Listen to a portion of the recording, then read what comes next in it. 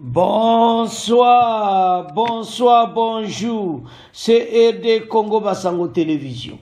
Comme toujours, avant de commencer notre émission, nous disons merci à Dieu. Nous disons merci à nos chers abonnés et téléspectateurs qui nous suivent partout dans le monde en RDC. Bande Konanga, soyez les bienvenus. À la une, chers téléspectateurs, Bandeko et Yindi. Bokoyoka oyo ezoleka na kati ya IDPS les débats spéciaux. Bandeko, certains secrétaires généraux de l'IDPS bandeko basien qui ba déclaration.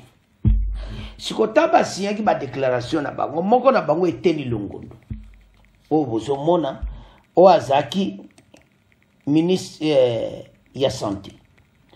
Alors tango eza makambo ifale ezalaka na kati ya parti ezala memba kamwe ekomi mbala mo na réseaux sociaux ndenge bango balinga basola na Kabuya epesi propriété parti mawatro donc esali pena mobulu yango toyoka débat badiso boyoka eteni longondo nde boomona ye bokoyoka ye. Alors pourquoi situation comme boy? Ce n'était longonabi na normalement nde bakoma kezaki ba pese na maboko mais mbala mo ebimi na réseaux sociaux. Donc et ça la peine propriété. Certains secrétaires nationaux de l'IDPS ont signé une déclaration politique retirant leur confiance au secrétaire général du parti.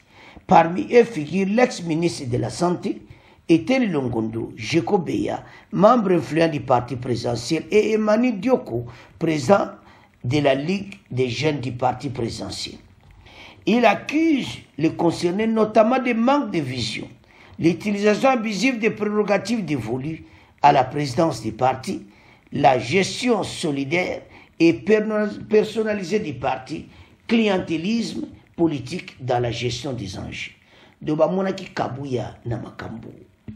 Mais tout le monde débat, tout le monde peut longondo leba otunaye, bon to avance. Docteur Eteni Longondo, je rappelle que vous êtes ministre honoraire et député national cadre de l'UDPS. Vous êtes également aussi un secrétaire permanent adjoint de cette formation politique. Vous militez pour la réorganisation de l'UDPS. On vous a vu à la tête des mouvements qui réclament le départ d'Augustin Kabuya, secrétaire général actuel de l'UDPS. Que lui reprochez-vous réellement? Merci beaucoup, madame. Avant de vous répondre, je voudrais d'abord apporter un petit rectificatif par rapport au reportage que je viens de suivre maintenant. Donc, moi, je ne suis pas, bien que nous sommes en train de poursuivre le même but avec le secrétaire national, qui ont désavoué le secrétaire général Augustin Kabuya. Je n'ai pas signé leur pétition. Alors moi, je suis plutôt dans je lutte pour la réorganisation de notre parti. Donc je ne cite personne, je ne personnalise pas la lutte. Donc je ne parle pas de Kabuya comme individu, mais je parle de la gestion de notre parti. Et c'est ça le but de ma lutte. Et vous vous souviendrez que lui ai envoyé une lettre qui a été malheureusement publiée. Et je n'ai pas personnellement apprécié qu'on puisse publier une lettre adressée au secrétaire général pour la réorganisation du parti. Moi, plutôt, je pensais que ça devrait se traiter en interne. Donc, je l'avais cherché à plusieurs reprises, mais il ne m'a pas accordé cette chance-là de lui parler et de lui remettre la lettre à main. Et vous avez décidé de médiatiser l'affaire? C'est pas moi qui ai médiatisé. Moi, j'ai décidé de remettre la lettre par la voie officielle, malgré moi, parce que j'ai cherché à lui remettre la lettre en main propre. Et voilà, je savais que si je la remets par voie officielle, les gens vont la publier. Alors, moi, comme je l'ai dit, vous avez quand même organisé un point de presse pour dénoncer les mots qui rongent le parti actuellement. J'ai organisé le point de presse tout simplement parce que ça allait dans tous les sens. Et je voudrais recadrer la population congolaise ou les membres du parti. C'est pourquoi j'ai organisé ce point de presse. Et aussi, je l'ai fait tout simplement parce que la lettre était déjà publiée. C'était devenu une histoire publique. Et moi, je ne pouvais que recadrer. Donc, je disais que ma lutte n'est pas personnalisée. Donc, je n'attaque pas l'individu Augustin Kabouya, monsieur Augustin Kabouya. Moi, je m'attaque contre la gestion du parti. C'est lui qui gère le parti. C'est lui qui gère le parti comme secrétaire général. Donc, comme secrétaire général, je ne suis pas pour ce qu'il fait comme gestion du parti. Et c'est pourquoi j'ai lui écrit, j'ai dénoncé un certain nombre de griefs. Il y en a 23. Bon, il y en avait, s'il m'avait reçu en son temps, j'allais lui parler d'autres points aussi qui sont beaucoup plus sensibles pour notre parti. Mais le 23 points que j'ai énumérés ici, je ne sais pas si je peux le citer. On n'aura pas tout le temps de lire les 23 points, mais l'essentiel. Ce sont les points qui caractérisent la mégestion. Donc, c'est lié au comportement, n'est-ce pas, de notre secrétaire général. Quand vous êtes manager, parce que le parti politique c'est un fait privé, c'est comme une entreprise. Quand vous êtes manager, il faudrait avoir une attitude démocratique. Donc il faudrait écouter les autres, il faudrait être à l'attente des autres. Mais ce n'est pas malheureusement ce qui se passe dans notre parti. Et il y a des fois aussi un manager doit être, c'est un papa des autres, de certains généraux adjoints, de certains nationaux, tout ça. Mais malheureusement, il les ridiculise devant tout le monde avec son comportement un peu impulsif, n'est-ce pas? Moi, j'ai assisté à plusieurs reprises à ces genres de comportements en public où il humilie de grandes personnes, tout ça.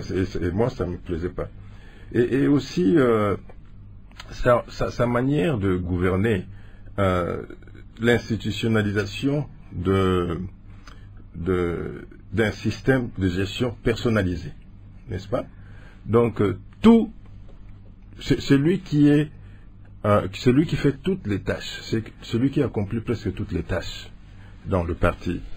Il est lui-même secrétaire général. Dernièrement, il s'est nommé personnellement le président ad intérim du parti, et il est lui-même gestionnaire du parti au quotidien, porte-parole, et c'est lui qui fait l'administration seul.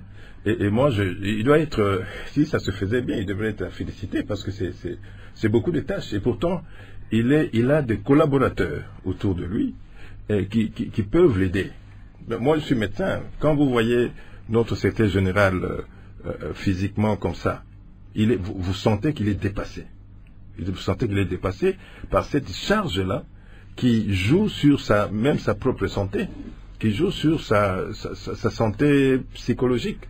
Et ce n'est pas bon pour lui. C'est pas bon pour lui. Et ça peut attirer des Docteur Etienne, lorsque vous parlez de réorganiser le parti, c'est-à-dire quoi? Réorganiser en gardant le même secrétaire général à la tête ou en changeant le secrétaire général? Moi, j'ai proposé qu'on puisse convoquer un congrès, parce que dans le congrès, parce que moi je parle de réorganisation, hein, je dis, évidemment il y a d'autres groupes qui m'ont suivi, mais qui parlent, eux, de remplacer le secrétaire général.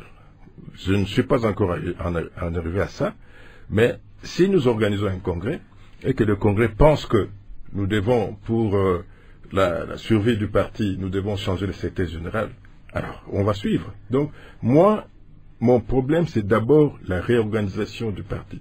Mettre de garde-fous pour que le parti puisse être mieux géré. Peut-être retoucher aussi certains points de nos statuts. Parce que c'est un statut qui n'est pas adapté. C'était adapté à une certaine époque, mais maintenant nous sommes au pouvoir, nous devons aussi adapter ces statuts-là. Donc certains points doivent être changés. Alors, donc on retient pour vous, docteur Etienne, que le départ d'Augustin Kabouya comme secrétaire général à la tête de l'UDPS n'est pas à l'ordre du jour. Il faut réorganiser le parti. C'est le Congrès qui va décider de ça. C'est le Congrès qui va décider de son départ ou pas. Pourtant, mais moi, c'est la réorganisation du du parti. meeting au marché central, c'était le départ de Kabou Yaouré. Bon, je suis allé, j'étais invité par le combattant, mes petits, avec qui on a combattu quand on était à l'opposition, et je leur ai donné ma vision, n'est-ce pas, de la réorganisation du parti. Et bon, chacun nous sommes dans un parti démocratique, hein, chacun a sa vision, chacun a sa manière de voir les choses. Mais moi, ma manière de voir les choses, c'est réorganiser le parti. Et en réorganisant le parti, si on décide que l'actuel secrétaire général puisse quitter le parti, tant mieux.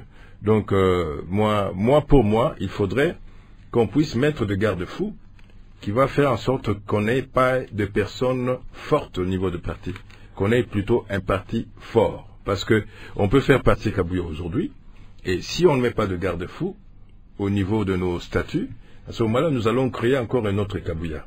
Alors, c'est ça mon combat. Donc, on réorganise le parti pour mieux accompagner le chef de l'État dans sa vision, parce que nous avons une vision qui vient de notre feu Papa Etienne Tshisekedi de Réseau Mémoire, que lui, il est en train d'implémenter, et nous devons l'accompagner dans cette vision, aussi l'encourager, parce qu'il passe ces moments difficiles de la guerre de l'Est, ainsi de suite.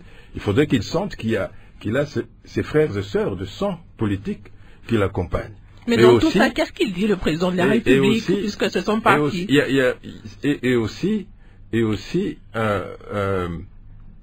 Vous m'avez fait perdre mon idée. Excusez-moi. Ce que je voulais dire ici, c'est accompagner le président de la République et aussi faire en sorte que nous puissions nous battre pour que nos frères et sœurs de l'Est puissent sentir que le parti présidentiel est en train de mobiliser la population contre cette guerre. Alors, le président de la République, vous savez qu'il est maintenant, il ne peut pas intervenir en principe dans le problème de l'UDPS, parce qu'il est maintenant président de la République.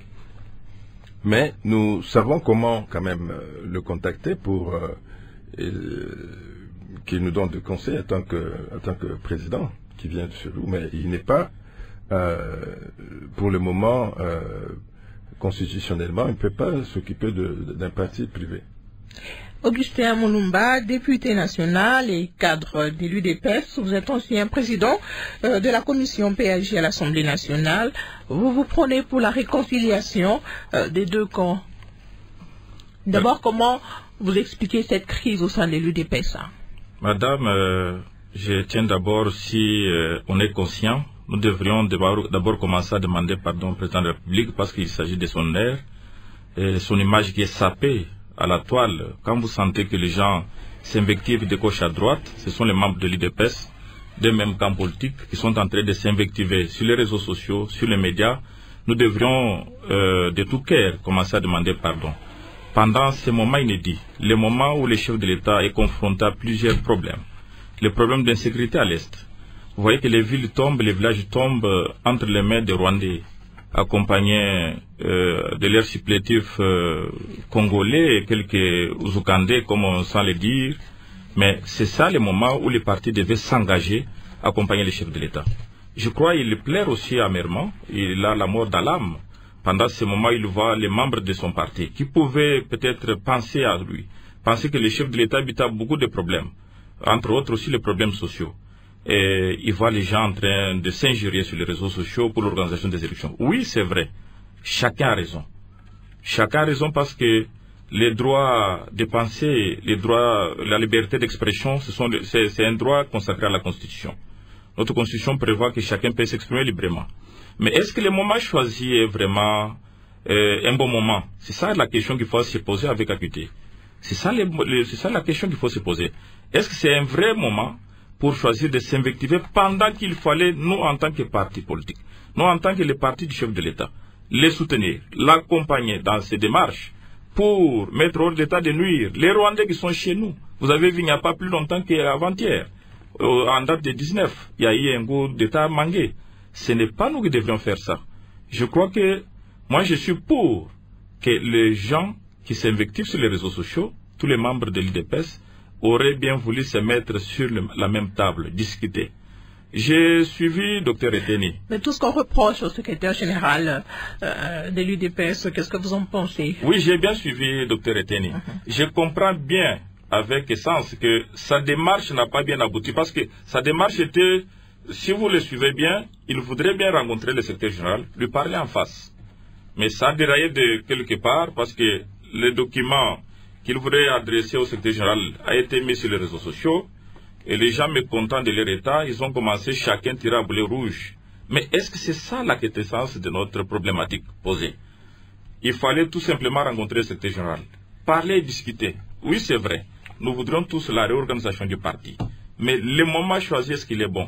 Est-ce que l'anecdote, celui qui a dit cette anecdote, je crois qu'il était déjà mort, mais cette anecdote est en train d'être utilisée. Les linges sales se lavent en famille. Est-ce que nous n'avons pas le temps de laver nos linges sales en famille? Est-ce que les problèmes de notre parti, un fait privé bien entendu, comme même vient de le dire, il faut les soumettre au débat populaire, il faut les soumettre sur les médias. Il faut que même ceux qui voudraient adhérer au parti nous trouvent incapables de résoudre nos propres problèmes. C'est là où moi je m'attelle, je dis, le problème est bien posé, mais il est mal posé parce que les liens où on l'a posé sur les lieux publics ne devaient pas être les liens indiqués. Nous devrions nous réunir. Les statuts de notre parti prévoient quand même comment on peut organiser une rencontre à l'interne. Si quelqu'un est récalcitrant, les soumettre à une commission de discipline. Mais si aujourd'hui, nous sommes en train de nous invectiver les uns contre les autres, nous sommes en train de passer, et même nos ennemis nous invitent à passer au débat, et même nos ennemis nous invitent à passer aux invectives, c'est l'image du président de la République, c'est l'image du parti que nous sommes en train de ternir. Donc, les faits sont réels, mais c'est l'approche que vous n'appréciez pas, si je vous comprends bien. Oui, je n'approche pas, je n'apprécie pas l'approche. Parce que les droits, je venais de vous le dire, les droits de penser, la liberté de penser, les libertés d'expression sont un droit consacré dans notre Constitution. Je ne peux pas inviter les uns et les autres à ne pas penser, à ne pas se soumettre à un débat réel. Donc, c'est l'approche que je n'apprécie pas parce que nous sommes maintenant d'aller au-delà. Est-ce que tout ce qui se passe sur les réseaux sociaux, tout ce qui se passe sur les médias, ça donne l'honneur au chef de l'État? Non. Quel est le moment que nous avons choisi de discuter les problèmes du parti? C'est un moment où à l'Est, les territoires, les villages sont en train d'être inquiétés par les rebelles. Donc, c'est un moment pour nous, nous devrions nous souder, nous devrions être ensemble pour accompagner le chef de l'État à reconquérir les territoires entre les mains des Rwandais. Donc, pour moi, je trouve que chacun a sa raison, mais le moment où il a posé son problème n'est pas un moment précis. Nous devrions peut-être chercher notre cadre. Nous devrons chercher notre cadre. Nous parler à l'interne. Nous sommes frères. J'aurais bien souhaité. D'ailleurs, lui, je crois que c'est lui qui était chargé des finances. Il était secrétaire général adjoint des finances. Il m'a rappelé en 2018, 2019, je crois, quand on a été élu, de suivre le côté statutaire de la province de Lomami, dont j'ai été élu aussi, je suis élu de Ganajika. Donc, on devrait se mettre ensemble, discuter à l'interne. Hélas, c'est parti à l'extérieur du pays. Maintenant, c'est l'image du parti. Vous savez, je suis en train de me rappeler, je crois, je ne sais pas combien de minutes vous me donnez, un abbé nous prêchait en train de dire, il y a une dame qui est allée faire la kirdam. Il est en train de dire à un prêtre, un ancien de l'église, qu'il a volé mon gok. Chaque fois qu'il venait, il dit il a volé mon gok. En confessant, le prêtre lui dit, je vous soumets à un petit exercice. Tu achètes-moi un pigeon tout blanc. Elle en a acheté. Allez encore déplumer ces pigeons dans la rue. Elle a déplumé. Et c'est un peu de ramasser les plumes et venez, je vais vous dire quoi que va se passer. Non, en tout cas, je ne saurais pas ramasser toutes les plumes. Il dit non, c'est de la même manière que vous avez invectivé, vous avez dit que le prêtre, l'ancien a volé et qu'il n'a pas volé. Vous venez de reconnaître qu'il n'a pas volé. Toutes les personnes à qui vous avez parlé de ça, ils sont déjà partis. Voilà pourquoi j'ai dit, moi j'ai demandé que tous ceux qui sont pour ou contre, nous devrions tous solliciter qu'on cherche un cadre au sein de notre parti. Les partis politiques, c'est un fait privé. Merci. Mais lorsque nous exposons aux médias, nous exposons devant les tiers, c'est que nous sommes en train de déprimer nous-mêmes. Christian Moleka, vous êtes analyste politique et coordonnateur de la dynamique des politologues de la RDC. Comment vous analysez ce qui se passe au sein du parti présidentiel? Moi, je te dirais que c'est une cristallisation de plusieurs crises. Il y a une crise de gestion, une crise d'ambition et peut-être une crise de mutation. La crise de gestion, c'est que cette crise n'est pas récente. Depuis 2019, lorsque le président Félix a été élu, la crise a recommencé avec l'histoire de l'intérim, de signature là. La fameuse question qui avait créé déjà des factions entre le camp Kabouya, le camp Victor Wakwenda et le camp de l'actuel ministre de l'Intérieur, Jacquemain Chabani. C'est une crise de gestion qui a commencé depuis très longtemps, qui devait être réglée soit par une modification des statuts, qui l'adapte aux réalités d'aujourd'hui, parce que le parti a évolué dans un contexte qui a beaucoup évolué et qu'il faut l'adapter également. Cette crise n'a pas été totalement réglée. Kaboun est parti, Kabouya a repris le relais, et ces différentes factions sont restées à l'intérieur. Ensuite, on a vu autour de sa nomination comme informateur beaucoup de rumeurs circuler sur la façon de gérer les ambitions des uns et des autres. Et ce n'est pas anodin que ce débat intervient au moment où nous sommes en train de discuter du Sénat, du ticket du Sénat, qui aurait pu profiter à l'UDPS Équateur ou au Katanga et qui malheureusement pourrait aller vers un allié, Samuel Condé. Et donc il y a également cette ingestion d'ambition au sein du parti qu'on ne dit pas de manière tout haut. C'est quand même la première force au Parlement, mais qui perd l'Assemblée nationale, qui pourrait perdre également le bureau du Sénat. Et donc, il y a manifestement des gens qui remettent en question la façon de gérer les ambitions tant du parti que des différentes factions à l'intérieur du parti. Alors, bande kotolandi wana bolandi eteni longondo. Yemo be kutalobi kazo regretter ndenge komi boyi na social réseaux sociaux, mutu nyonso eza makambo il fallait traiter na kata ya parti, eza makambo il fallait ba avancer nango, mais na ndenge komi boyi ezo sala propriété. Donc, yango makamba boye, il faut penza basolango en famille, les langues se lavent en famille. Yango ozo kaselo débat wana, mais bande ko bino bo pesa ba commenter ndenge bolandi bango. Même teni longo ne pas se regretter. Alors maintenant pas d'être une émission qui était ba ko kende na congrès, faut pas ça lango le plus tôt possible. Bake na congrès ba nommer mutu parce que so ba bon si mi be ko na bango tende pas zoloba ezaki Kaboun mabe akei Kabouya mabe akei lobi mususu pa koya bokoloba neka ya un autre Kabouya lisusu allez yo pe kendi donc ba bon ça ba règlement d'autre intérieur bazala motema malamu un bon conseil bozala pe metema bien na kati ya parti politique bosolo la kitoko masolo kitoko yango nde ebongisaka parti mais so bosola bien te ekozala penda mobulu yango la situation oyo ezoparcourir na kati ya UDPS bandeko tolandi ozomona mais soko ozotala eza so nde balandi le président de la République aza na makambo ya este lisusu makambo ya UDPS oyo le bobongisa ngo botiango na kati ba réseaux sociaux mutu nyonso esa la présidente de la République pe mutu pasi yango bazozela congrès bazobongisa bakonome nana kozala na place na ye mais do ezana au clair so tali bien kolongwa parce que parti eza divisé faut pas ponaka mutu mususu. Alors Kabouya a résisté mais jusqu'à quand après congrès. Donc bato nyonso UDPS au bolandi bo partager émission oyo. En tout cas, au revoir, à la prochaine.